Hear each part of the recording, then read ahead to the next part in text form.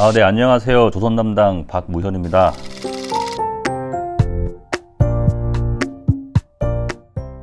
이번 시간에는 LNG 추진 컨테이너 선박을 두고 한국과 중국 간의 지금 건조 상황이 어떠한지에 대해서 좀 더 알아보도록 하겠습니다. 일단은 잘 아시겠지만 선박이라고 하는 상선이죠. 상선, 화물을 운반하는 상선 분야의 이제 선박 종류는 벌크선이라는 배가 있고요. 그리고 탱커 선박이 있고 또 LNG, LPG 선박들이 있고, 그리고 이제 이 컨테이너 선박이 있는데 겉으로 보기에는 다 비슷하게 보이겠지만 운용하는 이 선박에 운용하는 선사들 입장에서는 이 선박의 특징은 이제 전기 선박이라는 것이고, 그러니까는 탱커 같은 경우나 벌크 선박은 전기 선박이 아니라 배가 항구에 정박을 해 있으면 화물이 다 실릴 때까지 출발을 하지 않습니다.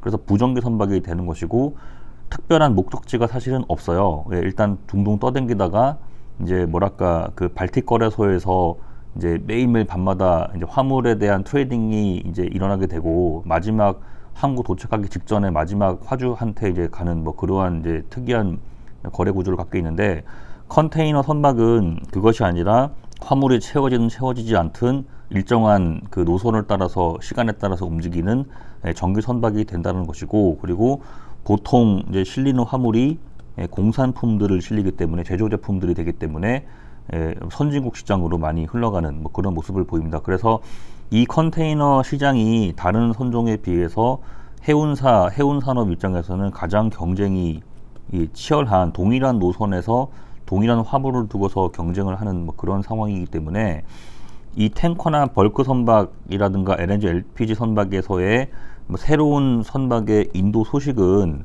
경쟁 선사에게 미치는 타격이 상대적으로도 낮다라고 말할 수 있는데, 컨테이너 선박은 어떠한 선주가 어떠한 새로운 선박을 인도를 받았다라고 하는 것은 경쟁 선사한테 굉장히 큰 타격을 미칠 수 있는 그러한 좀 특징을 가지고 있다라고 말할 수 있겠죠. 그래서 이쪽 영역에서의 새로운 기술에 대한 선박에 대한 출현보다는 컨테이너 선박 시장에서의 새로운 기술 사양의 선박 출현이 해운 업계에서는 굉장히 좀 영향이 좀 크다, 이렇게 말을 할 수 있을 것 같고요. 그리고 이 컨테이너 선사들은 세계에서 가장 큰 덩치가 큰 선사는 덴마크에 있는 이 머스크 라인이라고 하는 선사가 되고, 두 번째가 이제 스위스에 있는 MSC, 내륙 국가인데 스위스에 본사를 두고 있는 MSC가 세계 2등 컨테이너 선사가 되고, 세 번째가 프랑스에 있는 CMA, CGM이라고 하는 선사,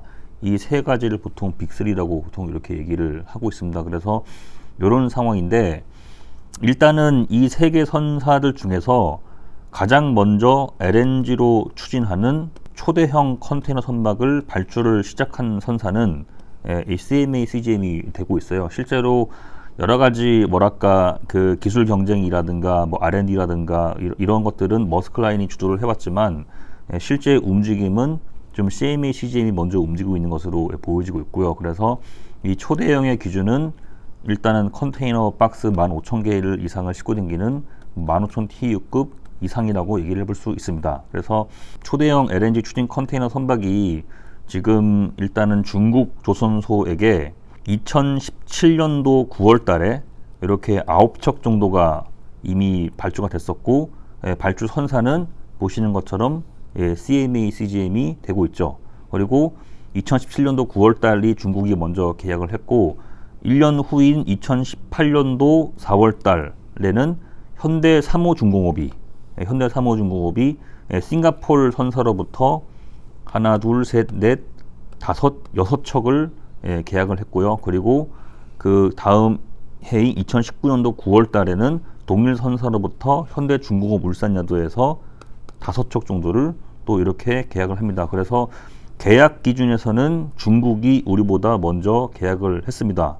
그런데 실제 이 선박의 건조 과정이라든가 인도 일정을 알아보게 되면, 일단은 현대삼호중공업이 올해 10월 달에 이 선박을 1호 선박을 인도할 예정인 것으로 그렇게 알려져 있는 상태고요. 그리고 중국은 이미 2019년도 11월 달에 1호 선박을 인도를 했었어야 되는데 아직도 인도를 하지 못하고 있는 상황이고, 가장 마지막에 업데이트가 되고 있는 이 선박이 인도 시기는 2020년 8월, 오늘 9월 1일인데 어제까지 인도를 하는 것으로 일단은 그렇게 되어 있지만 아직 인도가 되지 않았고, 선주사가 최근에 이 선박이 지금 한 9월 중순에 인도를 한다, 뭐 이렇게 발표는 된 상태거든요. 그래서 실제로 이 선박이 인도가 될지 안 될지는 뭐 지켜봐야 된다. 일단은 계획상으로는 중국이 이번 달에 9월 중순에 1호 선박을 먼저 인도를 하고, 현대사무중공업은 다음 달인 10월 달에 인도되는 것으로 일단 계획과 예정은 되어 있는 상태입니다. 그래서 겉으로 서류상으로는 중국이 우리보다 좀 더 빨리 인도되는 것으로 어떻게 뭐 이런 진행되고 있는 것으로 보이지만, 실제로 중국은 약 10개월 정도의 이렇게 인도 지연이 이루어지고 있는 상황인 것이고요. 우리는 그렇지 않고 예정대로 인도가 되는 것을 목표로 원활하게 건조가 되고 있는 뭐 그런 상황인 것으로 정리를 해볼 수가 있습니다. 자, 그래서 실제로 이제 이 중국 조선소에서 어떠한 일이 벌어지고 있는 상황이기에 선박 인도가 이렇게 지연되고 있는지에 대해서 제가 좀 알아보게 되면은 여러 가지 선박 건조 과정이 있는데요. 그 과정 중에서 일단은 드라이도크에서 선체 블럭을 이렇게 대블럭들을 용접을 뭐 이렇게 해서 요거를 물을 채워가지고 안벽에다가 배를 딱 붙여놓고 여기에서 이제 의장 작업을 하게 됩니다. 의장 작업 중에는 엔진을 여기서 탑재를 하게 되고, 그 다음에 위에 있는 뭐 데크하우스라든가 필하우스 등들을 탑재를 해서 여기서 마무리 이제 페인팅 작업까지 끝내서 배를 인도를 하게 되는데, 엔진을 탑재를 하고 나면 그 다음 공정을 넘어가기 전에 엔진이 제대로 돌아가는지에 대한 이 시운전을 해봐야 하거든요. 그러니까 실제로 연료를 채워가지고 엔진을 가동을 시켜가지고 원하는 출력만큼의 성능을 발휘하는지 그거를 확인을 한 다음에 엔진룸 공사를 끝낸 다음에 그 다음에 이제 그 다음 작업을 넘어가야 하는데, 최근에 나온 공식적인 뭐 여러 가지 뭐 외신이라든가 해당 업체에서 나왔던 공식적인 자료들을 살펴보게 되면 중국에서는 지금 시운전을 하긴 했는데 제대로 성능이 검증이 되지 않은 것으로 그렇게 좀 업계에서는 알려져 있는 상황이고요. 그래서 이 선박이 예를 들어서 만약에 정말로 9월 달에 인도를 한다 하더라도 이 선박의 성능은 LNG 추진하는 것으로 그렇게 당연히 설계가 될 거잖아요. 근데 실제로 지금 이러한 정도의 뭐 시운전 성능으로는 LNG 연료를 넣고서 추진하기는 좀 어렵고, 결국은 기존 선박과 똑같은 벙커 CU라든가 아니면 저항유를 집어넣고 추진을 해야 되는 뭐 그러한 상황으로 볼 수밖에 없다라는 것이 실제 국내외 조선업 기술자들의 의견인 것으로 그렇게 좀 정리를 해볼 수가 있습니다. 그래서 이렇게 되면 이 선박이 다음 달에 인도가 된다 하더라도 LNG 추진 선박이라는 타이틀을 사실은 얻기는 어렵다고 얘기를 해야 되겠죠. 그런데 만약에 이 선박이 다음 달에 급하게 인도가 된다 하면 해당 조선소와 이 선주사들이 이러한 사실을 공식적으로 발표하지 않을 가능성이 매우 크게 될 것입니다. 그래서 우리는 이 선박이 인도된다 하더라도 이러한 문제가 있다는 것을 좀 알아둘 좀 필요가 있다라는 것을 강조를 좀 드리고 싶고요. 그리고 한국조선소 현대사무중공업은 지난주에 이 엔진을 선체에 탑재를 하고 그러고 나서 이제 엔진 시운전을 돌렸습니다.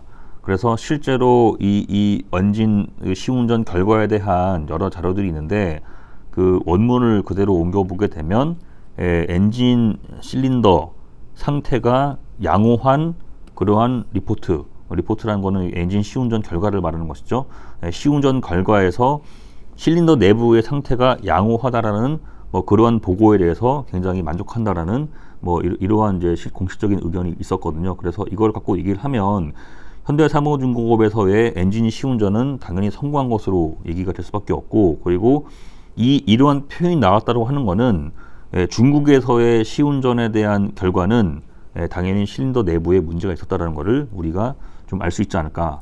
이렇게 생각되고 있습니다. 그래서 실린더는 아시겠지만 실린더 기통에다가 연료를 집어넣고 폭발시켜가지고 이 피스톤을 왕복시킨 다음에 크랭크샤프트를 돌리는 이런 회전 운동을 하게 되는 것이잖아요. 그래서 실린더 내부가 굉장히 중요한 부품이 되는데 이 안에서 뭐 크랙이라든가 여러 가지 뭐 스커핑 같은 뭐 이러한 결함들이 발생하게 되면 당연히 엔진 효율은 떨어지게 되고 선박 운항 중에 선체가 멈춰버리는 이런 문제까지 일어날 수 있다라고 볼 수가 있습니다. 그래서 이런 걸 감안하면 중국에서 여전히 LNG 추진 선박에 대한 기술적인 능력은 검증되지 않은 것으로 이렇게 봐야 하고, 그리고 이러한 사실을 해당 선사인 CMA, CGM 뿐만 아니라 이러한 메이저 선사들이 이런 소식을 당연히 모를 리가 없습니다. 그래서 이 중국에서의 선박이 인도된다 하더라도 이미 해운 업계에서는 이 선박에 대한 기술적인 검증은 아무도 개런티하지 않은 상황이기 때문에 일단은 중국에서의 선박 인도보다는 올해 10월 달에 있을 현대 사무중공업에서 선박 인도가 굉장히 중요하다고 볼 수가 있고요. 이 선박이 인도가 되게 되면 발주 선사는 싱가포르인 EPS에서 발주를 했지만 용선 계약에 의해서 CMA, CGM이 실제 운항을 하는 용선사가 되는 뭐 그런 계약이 됩니다. 그래서 동일 선사가 그 절반은 중국에 직접 발주를 냈고 절반은 싱가포르 선사를 통해서 간접 발주를 한 상황이기 때문에 한 선주사가 동일한 스펙의 선박을 중국배와 한국배 동시에 가동하는 것이기 때문에 당연히 한국 조선소와 중국 조선소의 기술력 차이를 제대로 검증할 수 있는 또 다른 기회가 될 것이다라고 볼 수가 있겠죠. 그래서 이러한 선박에 대한 운항의 정보는 선주사뿐만 아니라 실제 운항하고 있는 여러 가지 선원들이라든가 선박 뭐 기관에 관련된 직원들, 선박 브로커들에게도 다 정보들이 전파가 되는 상황이기 때문에 뭐 그런 면에서 이 선박이 인도 이후에 추가적인 LNG 추진 대형 컨테이너 선박 발주 소식이 내게 되면 중국보다는 한국으로 더 집중될 가능성이 매우 크다라고 볼 수가 있고요.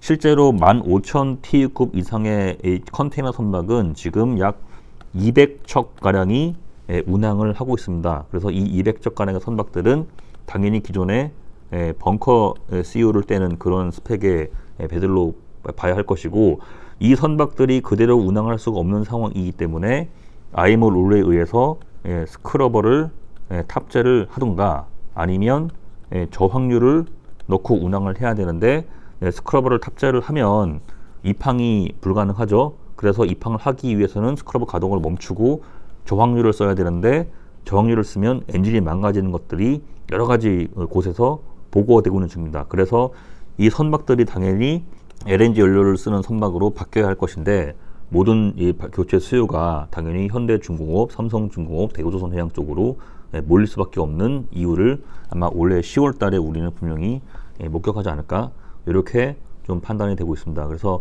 뭐 이런 것들을 감안하면 아마 올해 10월 이후에 아마 11월, 12월 내년 연초부터는 아마 초대형 컨테이너 선박 분야에서도 국내 조선소들의 수주 실적이 늘 것으로 좀 볼 수 있고요.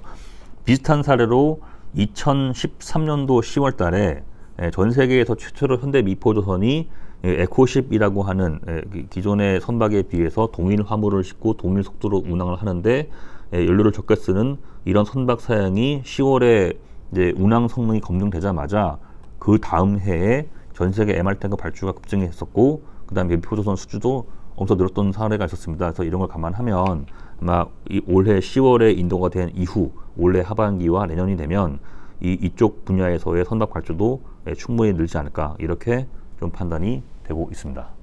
네, 이것으로 발표를 마치도록 하겠습니다. 고맙습니다.